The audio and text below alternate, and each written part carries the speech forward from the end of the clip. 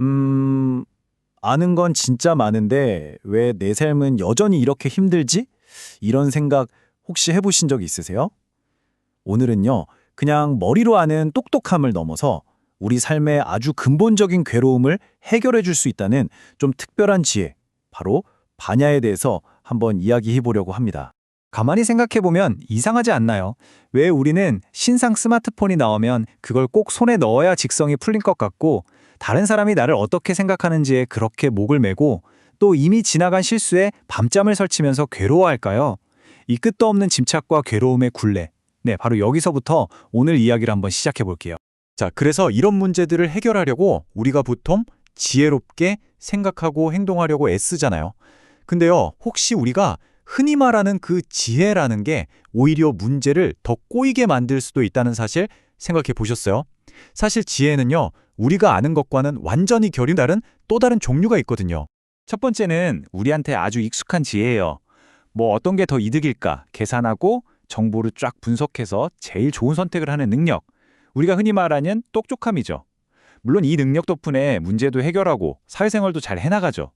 근데 바로 이 분석하고 판단하는 능력, 바로 이것 때문에 우리가 끊임없이 세상을 둘로 나누고 비교하면서 괴로워하게 되는 거기도 합니다. 이 두 가지 지혜의 차이가 정말 재밌어요. 일반적인 지혜가 뭐냐면 숲을 보면서 이건 소나무, 저건 참나무 이렇게 하나하나 이름 붙이고 분석하는 거예요. 나무 하나하나는 보는데 정작 숲 전체는 못 보는 거죠. 근데 반야는요, 한 걸음 뒤로 싹 물러나서 이 모든 나무들이 함께 어우러져서 살아줌시는 숲 전체를 그냥 하나의 생명으로 느끼는 거예요.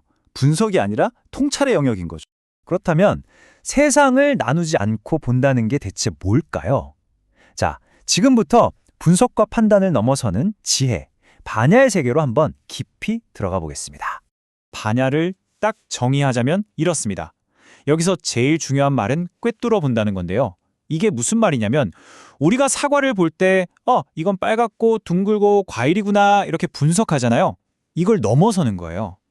이 사과 하나가 있기까지 필요했던 그 햇살과 물, 땅의 기운, 그 모든 걸 한순간에 직관적으로 싹 느끼는 것 같은 그런 지식을 초월한 삶을 말하는 거예요. 그래서 반야를 다른 말로 무분별지라고도 불러요.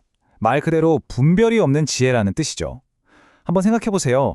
우리가 성공은 좋은 거라고 딱 규정하는 순간 실패는 뭐가 되죠? 나쁜 게 돼서 우리를 괴롭히잖아요. 너랑 나를 가르는 순간부터 갈등이 생겨나고요.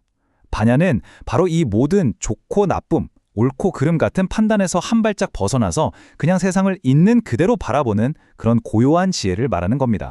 이 표현이 반야가 뭔지 정말 아름답게 알려주는 것 같아요. 하늘이 원래는 맑고 푸른데 구름이 끼면 흐려 보이잖아요. 반야가 바로 우리 안에 있는 그 맑고 푸른 하늘 같은 거예요.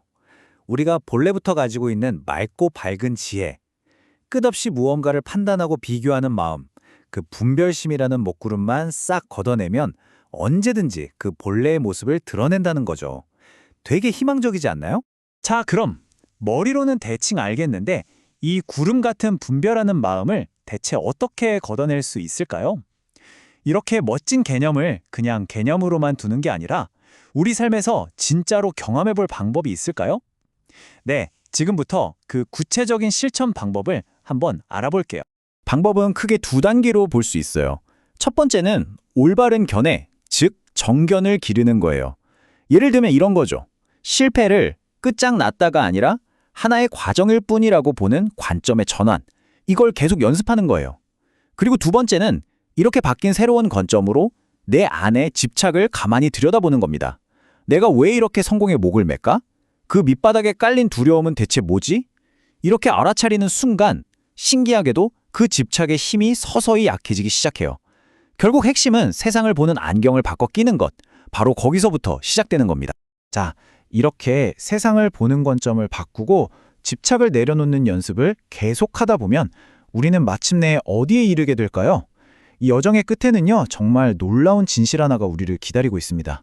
반야가 우리에게 궁극적으로 보여주려는 진실은 바로 공입니다. 여기서 공이라고 하니까 텅 비어서 아무것도 없다는 뜻으로 오해하시면 절대 안 돼요. 오히려 그 정반대에 가깝습니다. 자, 보세요. 이 컵이 그냥 혼자 뿅 하고 나타난 게 아니잖아요.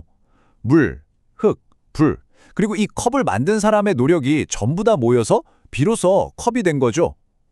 이처럼 세상 모든 것은 독립적으로 존재하는 게 아니라 서로 그물처럼 얽혀서 연결되어 있다는 의미예요.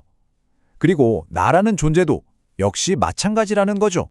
모든 것이 이렇게 연결되어 있고 나라고 할 만한 고정된 실체가 원래 없다는 걸 머리가 아니라 온몸으로 깨닫게 되는 순간 우리가 그토록 붙들고 있던 것들이 얼마나 허망한지 알게 됩니다. 내 성공, 내 실패, 이런 집착에서 자유로워지는 거죠. 이것이야말로 우리가 맨 처음에 던졌던 질문, 우리는 왜 괴로울까에 대한 반야의 최종 답변인 셈입니다. 집착할 나라는 게 본래 없다는 걸 깨달음으로써 얻게 되는 완전한 자유, 그것이 바로 이 여정의 최종 목적지인 거죠. 오늘 이야기는 여기까지입니다. 마지막으로 여러분께 질문 하나를 남겨드리고 싶어요. 만약에 내일 아침에요, 딱 5분만, 정말 딱 5분만이라도 세상 모든 것에 대해 이건 좋네, 저건 싫네 하는 판단을 딱 멈추고 그냥 한번 바라본다면 어떨까요? 매일 보던 출근길 풍경, 매일 마주치는 사람들 얼굴이 과연 어떻게 보일까요? 그 고요함 속에서 여러분은 무엇을 발견하게 될지 한 번쯤 상상해 보시는 건 어떨까요?